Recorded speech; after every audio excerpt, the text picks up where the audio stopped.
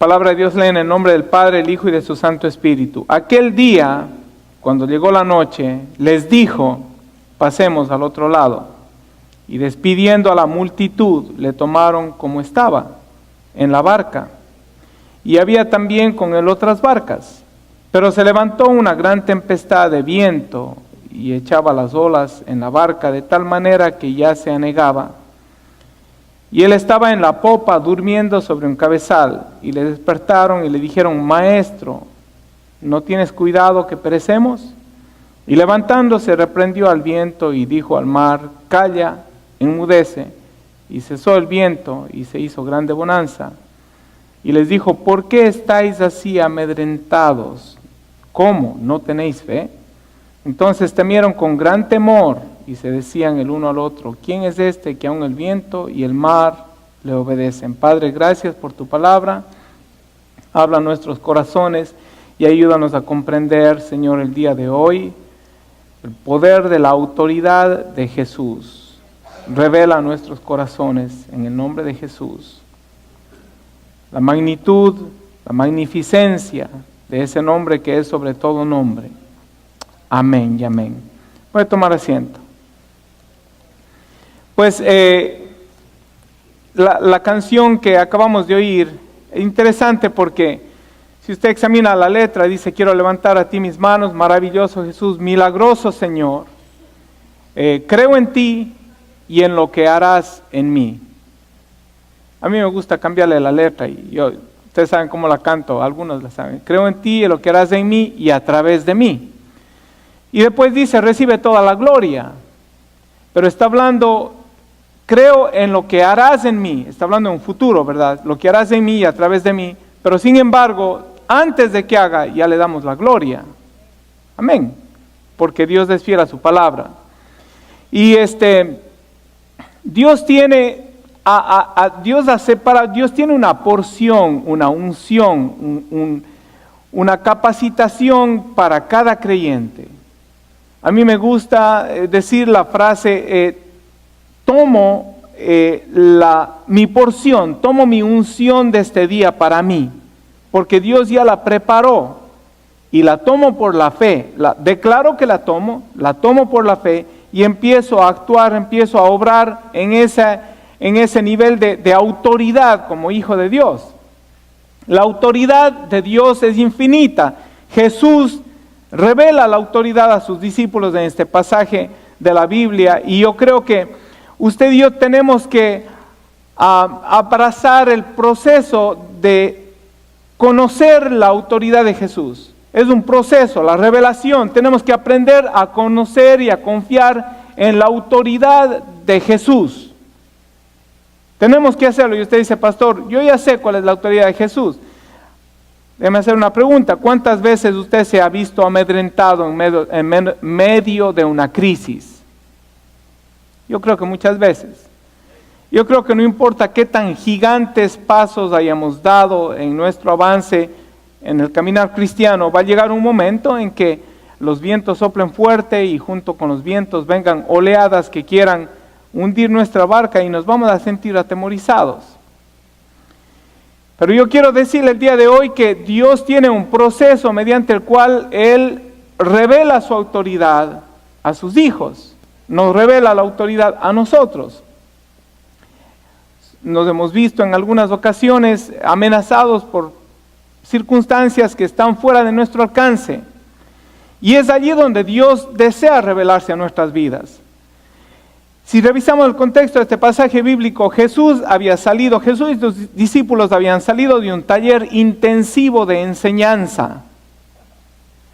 En los versículos anteriores, Jesús enseñó, creo que son como unas 4 o 5 o más parábolas. Comenzó con la parábola del sembrador y enseñó algunas parábolas. El versículo 33 del capítulo 4 dice, y con muchas parábolas como estas, les hablaba la palabra según podían escuchar, y sin parábola no les hablaba, aunque sus propios discípulos les explicaba todo en privado. Jesús estaba enseñando a la multitud por medio de parábolas. Hay que estudiar la palabra de Dios, hay que escudriñarla, hay que discernir, hay que leer las Escrituras. Hay que asistir a los programas que tiene la iglesia. Hay que asistir a la escuela bíblica. Hermana Daisy, ¿cuántos estuvieron hoy en la escuela bíblica? ¿Estamos subiendo? Aleluya, estamos subiendo. Gloria a Dios. Amén. Hay que estudiar la palabra de Dios. Hay que estudiar, pero Jesús nos enseña a través de parábolas. Jesús nos enseña a través de el didascos o a través del maestro, a través de la didáctica. Pero también Jesús tiene otra escuela. La escuela de la vivencia. La escuela de la experiencia. Jesús nos enseña también a través de las vivencias. Y hay cosas que usted no va a aprender en ningún colegio, en ninguna institución cristiana, educativa. Usted no va a aprender, escuche, a reconocer la autoridad de Jesucristo solamente por conceptos mentales. Eso viene a través de la revelación del Espíritu Santo de Dios. Y Jesús tiene una escuela especial, mediante la cual Él revela sus atributos, como por ejemplo su autoridad. Y solamente cuando usted está en medio de una tormenta, es que Jesús puede mandar a callar los vientos. Y ahí es cuando se torna ese conocimiento gnóstico, se convierte en un conocimiento de revelación, se convierte en un rema en usted. Usted no va a decir, yo he escuchado, he leído que Jesús mandó a callar los vientos. Usted no va a decir, me enseñaron en la escuela bíblica. Usted va a decir, yo estuve en una tormenta. Yo estuve en alta mar, soplaron los vientos fuertes, las olas querían hundir mi barca y Jesús llegó a tiempo y Jesús mandó a callar los vientos. Eso es revelación. Y esa escuela es la que nosotros tenemos que pasar. Y para nosotros poder ver a Dios y la autoridad de Jesús obrando en nuestras vidas, tenemos que considerar que hemos sido llamados, escuche, a caminar juntamente con Jesús. Jesús no está comprometido a caminar con nuestra agenda. Desde el momento en que usted le dice, Señor Jesús, te acepto como mi Redentor, como mi Salvador, usted se compromete a caminar la agenda de Jesús. Y la agenda de Jesús no siempre es color de rosa, pero siempre es la mejor agenda para su vida. Gloria sea a Dios. Entonces, primero tenemos que considerar el privilegio, y vamos a leer de este pasaje bíblico, el privilegio, la asociación que tenía Jesús con un grupo de personas. Jesús enseñó a la multitud principios del reino. Pero mire lo que dice, aquel día cuando llegó la noche, les dijo, ¿y les dijo a quién? A su grupo de discípulos, a su grupo más pequeño. Les da un plan, les dice, pasemos al otro lado. Les da un plan. Pasemos al otro lado. Y despedida la multitud, dice la palabra de Dios, le tomaron como estaba en la barca y habían también con él otras barcas. Jesús enseña a la multitud, pero escoge a sus discípulos para darles una clase especial. Y ya no va a ser una clase didáctica, no va a ser en un auditorio, no va a ser sin ausencia de algún conflicto. Ahora les pone la barca y dice, pasemos al otro lado. Fíjese lo que dice 2 Tesalonicenses 2:13. Dice, pero nosotros debemos dar siempre gracias a Dios respecto de vosotros, hermanos amados por el Señor, de que Dios os haya escogido desde el principio para salvación, mediante la santificación que es por el Espíritu y la fe en la verdad. Dios nos ha escogido desde el principio para salvación mediante la santificación por el Espíritu en la fe y en la verdad. Usted y yo no somos de la multitud a los cuales Jesús hablaba en parábolas. Jesús hablaba en parábolas y ellos entendían como bien podían entender, pero Jesús a sus discípulos viene y les explica los misterios del reino. Y encima de eso, Él dice, vamos, despidan la multitud, súbanse a la barca, pasemos al otro lado, tengo una lección más que enseñarles. Y nosotros somos de ese grupo de personas. Tenemos el privilegio de ser llamados seguidores de Cristo, de ser llamados a ser discípulos. Desde el principio de la iglesia, Jesús dio la gran comisión, ir por todo el mundo y hacer discípulos. Usted es llamado a ser un discípulo de Cristo. Y el discípulo de Cristo participa de las enseñanzas en forma de parábola, en forma didáctica, pero el discípulo de Cristo está también llamado a participar de enseñanzas especiales. Usted tiene que seguir la agenda del Señor. Jesús dice, pasemos al otro lado. Despide a la multitud. Ahora, fíjese en la traducción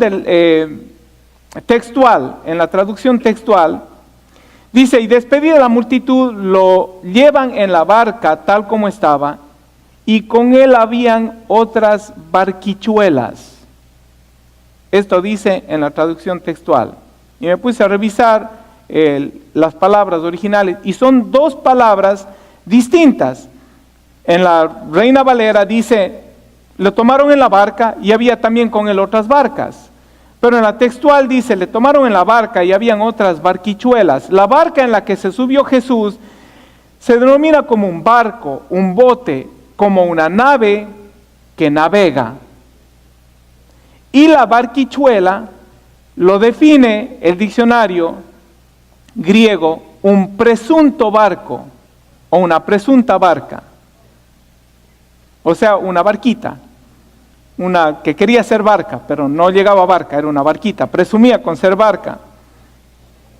Entonces, varias barcas estaban en el lago, pero en una sola Jesús dijo, crucemos al otro lado. Ahora es interesante, la Biblia no menciona si es que estas barcas siguieron a la otra barca. Dice que con él estaban otras barcas, pero Jesús estaba en una sola barca. Y interesantemente no menciona la Biblia cuál es el fin de esas otras barcas. No sabemos, esas otras barquichuelas. No sabemos si emprendieron el viaje a través del mar de Galilea o simplemente si se quedaron a la orilla. Pero esto que me dice a mí, mi hermano, que pueden haber otras cosas que se asemejen, otras cosas que dice, habían otras barcas con él. Pueden haber otro grupo de personas que simpaticen o que simpatizaban con Jesús, querían seguir a Jesús, fuera por los panes o los peces, querían estar con Jesús, querían seguir a Jesús, pero en una sola barca estaba Jesús. Esto me habla a mí de la iglesia de Jesucristo, donde está Jesús. Y me habla a mí de que tenemos que establecer una diferencia entre lo que es la iglesia de Jesucristo, donde la presencia de Dios se manifiesta, y otras barquichuelas que simpatizan con Jesús. Pero Jesús no está en esa barca. Dios le va a enseñar a usted experiencias, Dios le va a enseñar a usted la revelación de su autoridad cuando usted permanezca en la barca con Jesús. Las religiones que están con Jesús, el Maestro. Jesús no es el Señor que está con ellos. Jesús sigue siendo el Maestro para ellos. Iglesias han comenzado bien, pero se han alejado de Jesús, han dejado a Jesús fuera de su señorío. Cuando soplan los vientos huracanados en la vida del creyente, usted va a necesitar estar en la barca con Jesús. No en una barquichuela que simpatiza con Jesús. La religión no le va a salvar en el tiempo de la prueba. Asegúrese de que usted está en la barca que puede navegar los mares impetuosos de la vida, de la mano de Jesús. Aleluya. No hay que seguir de lejos a Jesús, hay que estar de cerca con Jesús. Y bienaventurados usted y yo, bienaventurados somos porque hemos sido llamados a ese grupo específico. Como leímos en Tesalonicenses, fuimos llamados a ser santificados. Usted y yo somos llamados a ser discípulos. Y el discipulado cristiano le dura, ¿cuándo dura? ¿Cuánto dura? Toda la vida, toda la vida. Santiago 1:2 dice, hermanos míos, considérense muy dichosos cuando tengan que enfrentarse a diversas pruebas. Esto es la Nueva Versión Internacional. Y esto me lleva al segundo punto. Primero, tenemos nosotros la asociación como privilegio de estar con con Dios, de haber sido llamado como ese grupo élite al cual el Señor quiere revelarse. Usted no es un miembro de Templo Calvario nada más, usted es un miembro del cuerpo de Cristo, llamado de las tinieblas a la luz. Y Jesucristo quiere revelarse a su vida. Y para eso Él necesita más que su atención, necesita más que su conocimiento mental de la palabra, necesita que usted camine con Jesús, que se suba a la barca con Jesús, que esté dentro de la agenda de Jesús. Jesús dijo, pasemos al otro lado. Alguien podía haber dicho en ese entonces, Señor, ya esta noche, esperemos para irnos mañana. Pero Jesús merece una obediencia incondicional. Pasemos al otro lado. Santiago dice, considérense dichosos cuando tengan que enfrentarse a sumas pruebas. La clase especial que Jesús tiene para sus discípulos es la clase que trae convicción. Y la convicción de corazón viene a través de la revelación, y la revelación de la naturaleza de Dios, de los atributos divinos. Cuando Dios entra en acción, es cuando usted y yo estamos frente a los imposibles, frente a dificultades que se salen de nuestras manos. El aula de clase de la revelación de Jesucristo se llama la prueba, donde es probada nuestra fe, donde es probada nuestra paciencia, donde es probado nuestro corazón. Pero se levantó una gran tempestad de viento y echaban las olas en la barca, y de tal manera que ya se anegaba. Ahora fíjese que los pescadores o los discípulos de Jesús eran pescadores experimentados. No eran novatos. Conocían las tormentas. Estoy seguro que más de una tormenta ellos atravesaron y pudieron vencer.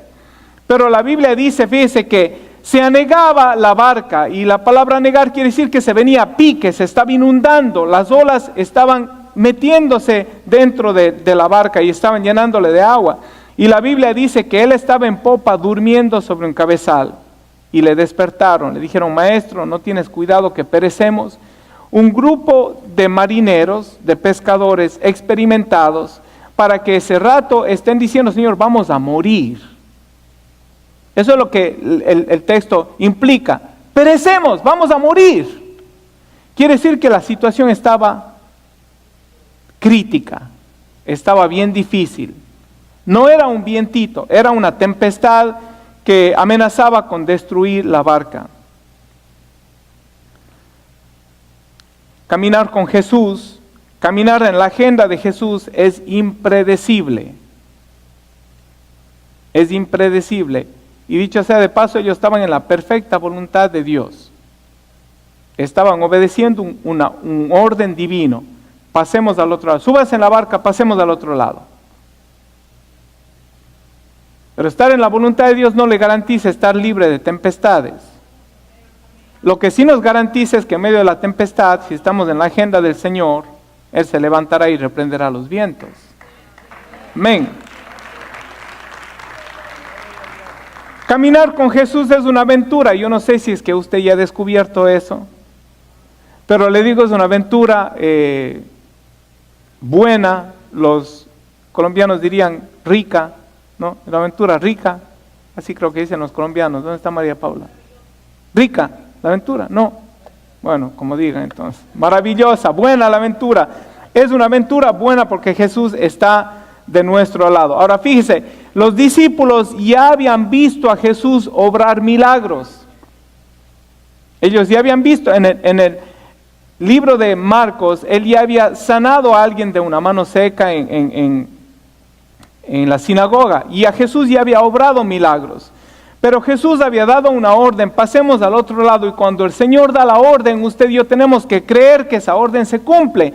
Los discípulos se llenaron de terror, estaban amedrentados, y la palabra correcta ahí es que se llenaron de terror, estaban atemorizados porque no creyeron en la orden soberana del Señor. Pero Jesús había dicho, pasemos al otro lado.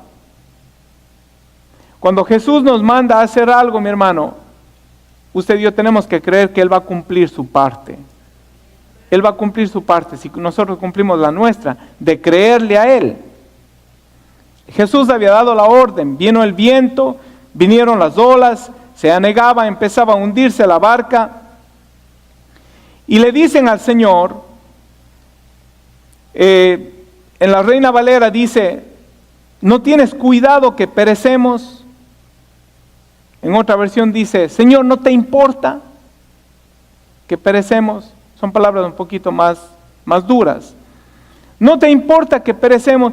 Y creo yo que a veces nosotros podemos caer y tropezar con nuestro concepto de Dios.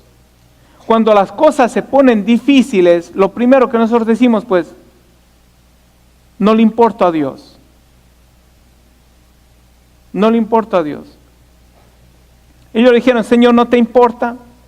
Tenga cuidado de no acusarle a Dios de insensible en medio de su dificultad. Estas cosas fueron escritas para nuestro bien, para que nosotros no cometamos esos errores.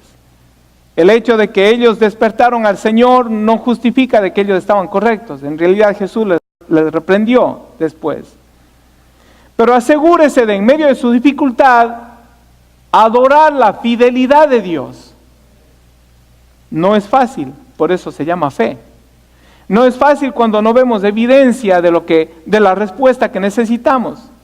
Pero le digo una cosa, mientras más pronto usted se ponga a adorar la fidelidad de Dios, más pronto viene la respuesta. Mientras más usted se pase el tiempo acusando posiblemente a Dios, Señor, no te importa, Señor, no tiene cuidado de mí, más se retardará la promesa de Dios sobre su vida. Estaban amedrentados, llenos de pavor y no podían ejercitar su fe. Cuando el pavor o el temor se hace presente, la fe se vuelve inoperante. Pero qué bueno que lo opuesto también es verdad.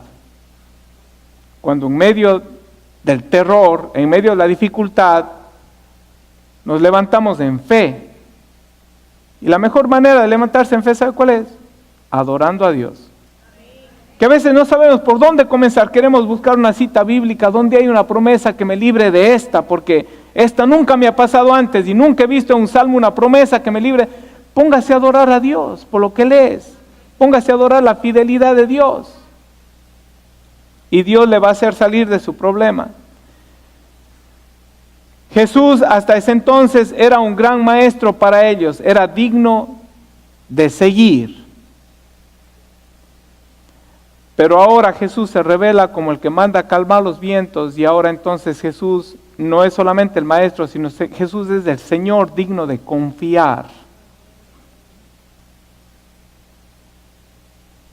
Y esa clase de revelación no se consigue en una escuela bíblica, ni se consigue tampoco en una predicación. Eso se consigue caminando paso a paso con el Señor. Se consigue obedeciendo al Señor cuando el Señor te dice, pasemos al otro lado, y usted dice, Señor Jesús, no conozco el mar, no conozco el rumbo, no tengo brújula, no soy experimentado, no sé lo que vaya a haber, pero si tú estás conmigo en la barca, vamos para adelante. Cuando nos decidimos obedecer a Dios, viene esa enseñanza que es por revelación. Amén. Después de esta gran prueba, viene la gran revelación de la autoridad. Jesús ya se revela como la autoridad que tiene, como el Señor que tiene la autoridad sobre los vientos. Pero ahora viene una revelación mayor. Al siguiente día, capítulo 5, versículo 1, dice, vinieron al otro lado del mar, a la región de los Gadarenos. Y cuando salió él de la barca, enseguida vino a su encuentro de los sepulcros un hombre con un espíritu inmundo, que tenía su morada en los sepulcros, y nadie podía atarle, ni aun con cadenas, porque muchas veces había sido atado con grillos y cadenas, mas las cadenas habían sido hechas pedazos por él y desmenuzados con grillos, y nadie le podía dominar.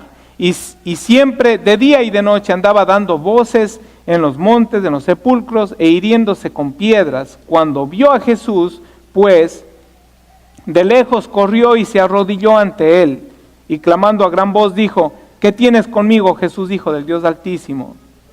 Te conjuro que no nos atormentes. Al otro lado de este mar había una necesidad. Una necesidad que posiblemente los discípulos no estaban listos para verla. Necesitaban reconocer a Jesús como el Señor de los vientos, como el Señor de la naturaleza, antes de poderle ver a Jesús como el Señor, Rey de Reyes, el Señor que está sobre todo principado y sobre toda potestad. Este personaje que habitaba en la tierra de los Gadarenos era un personaje espantoso. Era un personaje espantoso. Vivía en los sepulcros. Le ataban con cadenas y grillos. No le podían atar. No le podían atar. Es a lo que las sociedades entonces, o lo que la Biblia también le llama, estaba endemoniado. Las huestes del mal le tenían atado y las huestes del mal le infundían fuerza y poder para romper las cadenas. Se hacía daño constantemente. Era rechazado por la sociedad. Pero Jesús no vio a un endemoniado, Jesús vio a un hombre que necesitaba libertad.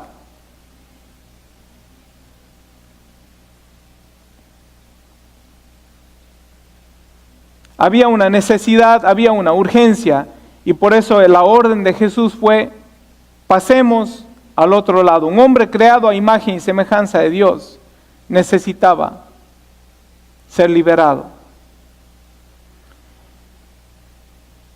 Texto bíblico nos dice que apenas vio a Jesús, dice, tenía su morada en los sepulcros, nadie podía atarle ni aún con cadenas, porque muchas veces había sido atado con grillos. Pero dice que cuando vio a Jesús, de lejos corrió y se arrodilló delante de Jesús. Ahora escuche esto. ¿Los demonios corren y se arrodillan delante de Jesús o huyen de la presencia de Dios? Huyen de la presencia de Dios. Pero había una necesidad. Había un hombre creado a imagen y semejanza de Dios, al que Jesús vino a libertar. La Biblia no lo dice, pero yo creo que en el plan de Jesús, o en el plan de Dios, estaba determinada una orden: arrodíllense delante del Rey de Reyes, del Señor de Señores. Aleluya. No todos son invitados a ir al otro lado. Solamente el grupo selecto, los que son llamados como discípulos de Jesús, participaron de esta enseñanza maravillosa, de esta revelación de que el Hijo de Dios tenía autoridad sobre los vientos, tenía autoridad sobre las tempestades.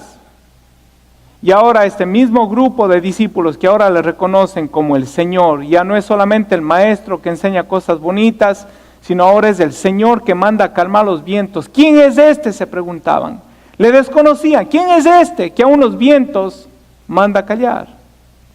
Ahora están listos para ver el poder y la autoridad de Jesús sobre los espíritus, sobre el reino de las tinieblas. Gloria sea a Dios. Dios quiere revelar su autoridad a nuestras vidas. Y nos va a pasar por procesos, nos va a pasar por situaciones difíciles, nos va a pasar por tormentas, por vientos, por tempestades.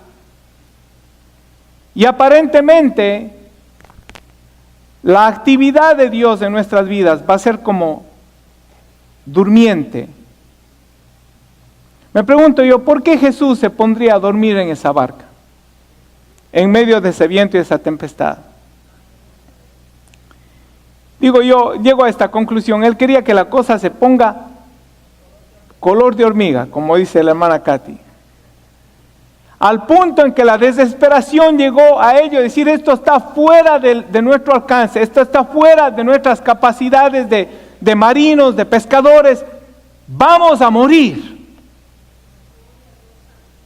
Pero ¿cuántos saben que Dios nunca llega tarde?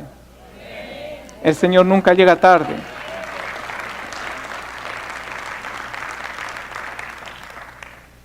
Y cuando hemos reconocido al Señor como el curios, como el que cuando da una orden la cumple. Cuando hemos reconocido que Él llega a tiempo y que Él es el que tiene la potestad sobre nuestros vientos y sobre nuestras tempestades, entonces estamos listos, escucha esto, para confrontar las tinieblas. Estamos listos para entonces ser testigos de ver el poder de Dios fluir a través de nuestras vidas. Jesús dijo, las obras que yo hago, ustedes también las harán, y aún mayores las harán.